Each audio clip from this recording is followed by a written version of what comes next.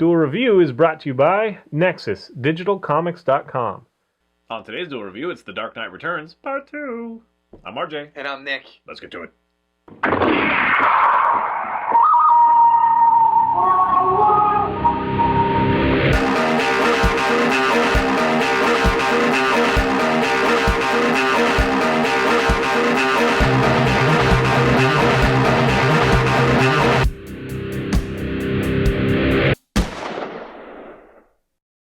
Hey everybody, today is the 14th of February. We're talking about The Dark Knight Returns, Part 2. That's right, and this just came out, what was it, on the 22nd of January. I know, because that was my sister's birthday. Happy birthday, Melinda. Sorry, it was late. And so, you know, we loved the first one. We did a review. Go check it out. We love the comic that's based on. Yeah, we do like the comic. Well, he likes like it a little bit more. Which was, this is based off of Frank Miller's comic, The Dark Knight Returns.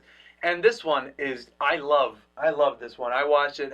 There's nothing that I didn't like about it, with maybe... No, there's like two exceptions. I don't know. I think I liked all of it. I really dug it. There's one that I can think of that we'll talk about, but... Well, I don't know. Okay, so let me talk... We're going to have spoilers, because, you know, it's been out for so long, you know, why Dark wouldn't Miller, you talk about and it's very faithful to that comic book, so right. you should know about that comic. If you don't, go pause this, go read it, yes. and come back. Right, because we can be paused. We can be paused, that's funny. So the plot, real quickly. The plot is, Batman's old, he's taken on a new Robin, this young woman named Carrie Kelly, I think it was. Yeah, Carrie Kelly. And he's trying to reclaim Gotham because he's really let it go to, you know, craps. The powers that be in the U.S. made all the superheroes say, right. okay, I'm going to take a break, save for Superman. And, so he has to fight the mutants in the first one. Right. So he takes the city back from the mutants. And in this one, he's kind of still stopping crime, and I love him dressed up, like, in his little disguises. That's just funny. Also, at the end of the first film, you know, a lot of the followers of the mutants become... Right, become Batman followers, right, yeah, and that's pertinent. Sons of the Bat, or whatever. That's Sons of the Bat. So Superman is called in by President Reagan, because this was done during the 80s, and basically Reagan says, Supes, you gotta stop Bats, because he's just causing a ruckus. We caused the ceasefire, now enforce it. So Superman, being the golden boy, he says, "Okay, I'll do it, but I'm not gonna beat him." And you know, he's not usually willing to listen to me talk. So Superman comes in, and I just love Superman coming in like that. You know, he's getting, you know, flies in, stops, you know, on his way, he stops a robbery or something. He does something heroic, and then he shows up, and he's just like, "We need to talk." And then, you know, it's just like, I don't know. I liked Superman. That's right. The only one thing I didn't like was when he becomes after the explosion. That's the only time I didn't like the movie / comic book.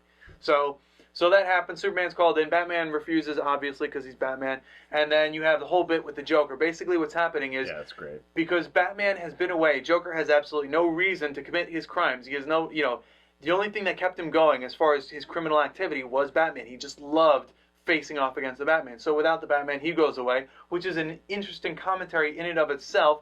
But now that the Batman's back, Joker wants back in, and he, you know, he does it with his superior Joker flair, and I love it. But it does that thing where it explores that kind of, I don't even want to say it, but sexual tension, you know, yes. like that the relationship, that love relationship with Batman. And I mean, come on, they fight to the death in the Tunnel of Love. Yes. I mean, you know, it's brilliant. I don't know, it's not a commentary that I necessarily agree with, but in this version, it works so beautifully. And yes, it's just and in perfect. this version, the Joker is so effeminate that I completely see that, and it totally works. And while I don't like that version, that specific version of Joker, in that world, he totally works. Yeah, and again, this is, you know, Frank Miller, where there was a lot of like newscasting and all that stuff that fills you in the book, and that can be really dry in the book. But they do a really good job of just keeping it to the minimum and making it really work for the story in the animation. I really do enjoy the flow of this film. And I have two problems. Number one, I don't like the guy that is Joker's voice. Joker's voice was played by Michael Emerson. I liked him. I have nothing against him. I just want it more, you know, I want it more funny, or, you know what I mean? Like, bright and You want Mark Hamill. He's just like a normal dude. Yeah, I want Mark Hamill. Yeah. Let's just say that. I really wish that it was a little bit different, but I accepted it, and I enjoyed it very much. Number two, this is my real only big problem with the entire story, is that if you're gonna have, spoiler, if you're gonna have Batman and Joker fight to the death, make them fight to the death.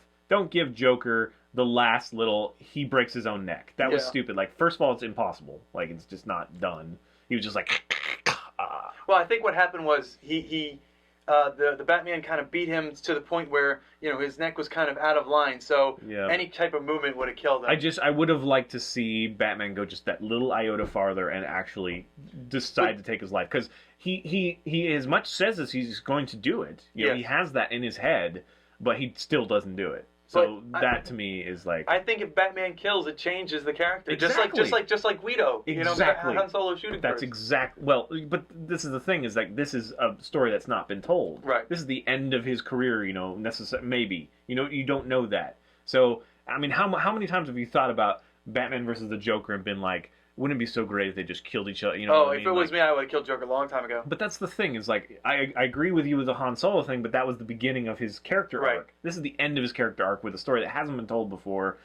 Why not push him that little tiny bit farther? Because again, his mind is already set on that. Right. But he doesn't have to do it, and so it just, to me, it's a little bit of a cop out. But again, it is interesting, and the whole thing is just really awesome. And I do love him versus Superman. That's a lot of fun. That is fun. I really love that battle. That was probably my favorite Batman versus Superman battle. Just seeing it, like, now that we have it in animated form and watching it happen, I loved it. I thought it was so cool. Yeah, and the funny thing is, we're going to talk about Superman Returns next time, which I have less problem than the rest. Yeah, than the rest of the Superman films.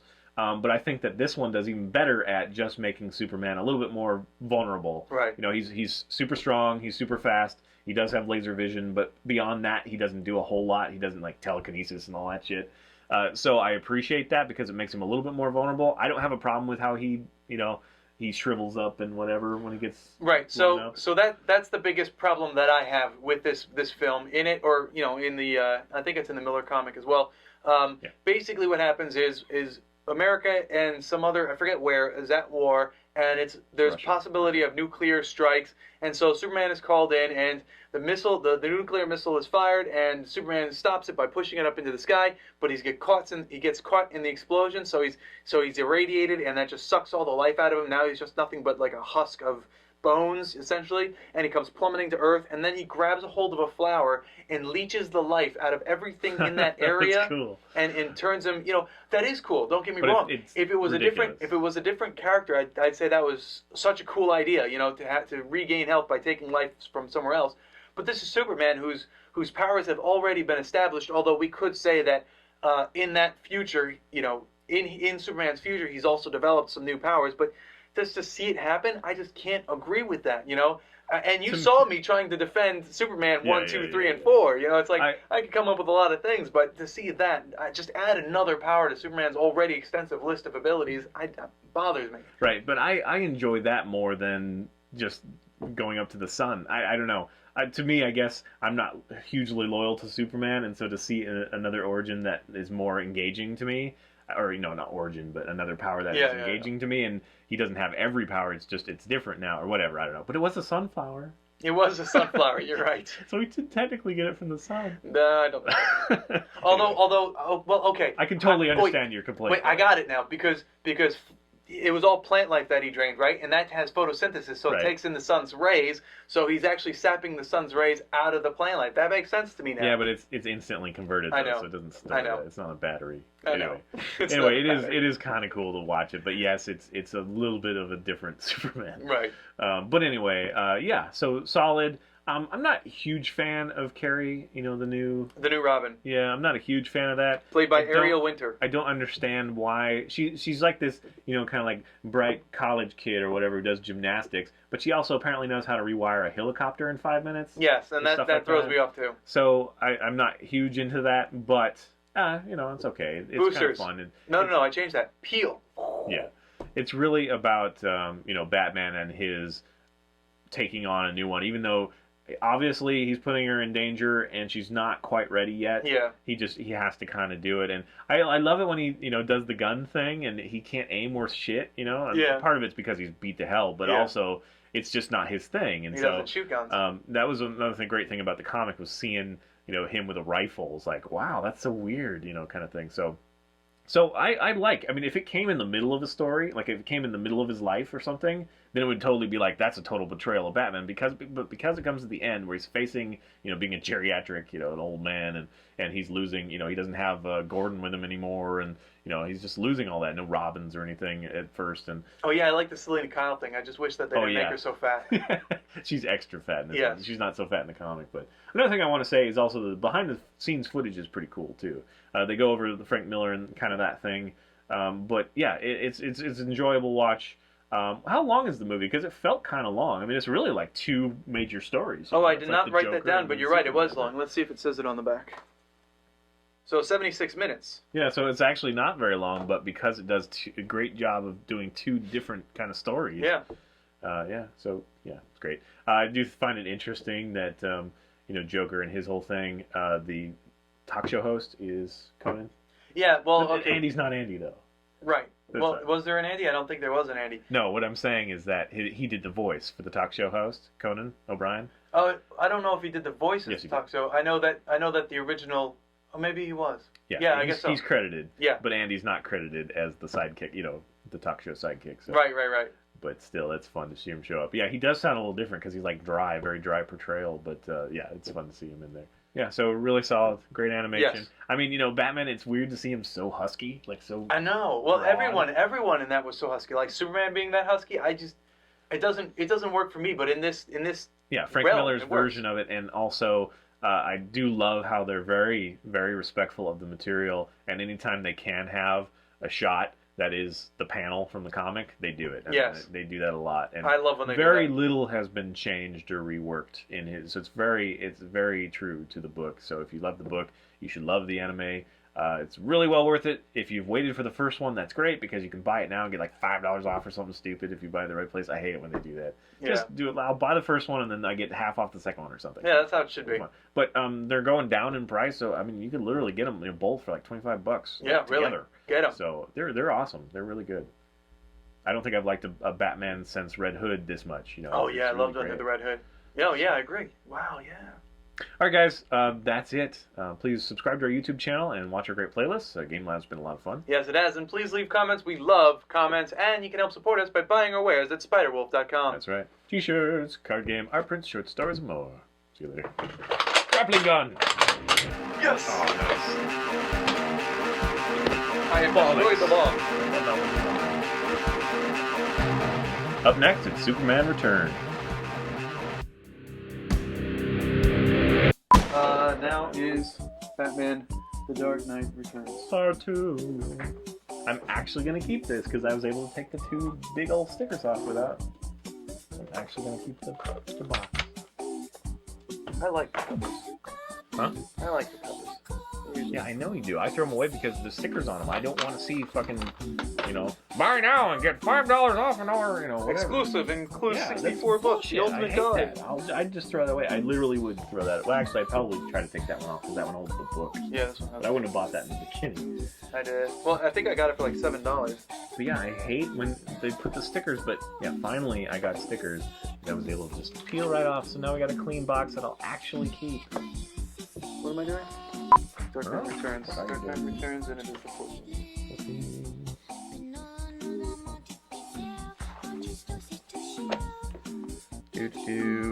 You're doing this one, right? Yeah. Alright. On today's Duel review, it's The Dark Knight Returns Part 2. I'm RJ. And I'm Nick. Let's get to it. Should I keep that one? I don't think so. I was expecting you to be like, and I wasn't ready. Well, I got ready. You saw me. I was like, whoa, okay, yeah. Yeah, I'll just, crop around you and cut you out, and then I'll just hold that. There, I'll just splice it again. Or we can just do it over. Of course, you're gonna have your arm like behind my head. Yeah, I'm not gonna cut that out. Can you make it so that it's obviously cropped in like? Yeah, I probably will actually for the bloopers. Like so, that, like part of I'm just gonna literally cut the thing behind so you'll have to see your arm come and stuff. Yeah. Disney. I'm Batman, boys. Yeah, that's nice. I'm Batman. Because I'm Batman. Hey guys, I'm Batman. I'm Batman. Bye. So yeah. And it was directed by Jay Oliver, who did the first one. It's awesome. And Mark Valley played Superman. I think that's the only one I didn't say. It's awesome. On today's Duel review, it's The Dark Knight Returns Part 2. I'm RJ. And I'm Nick. Let's get to it.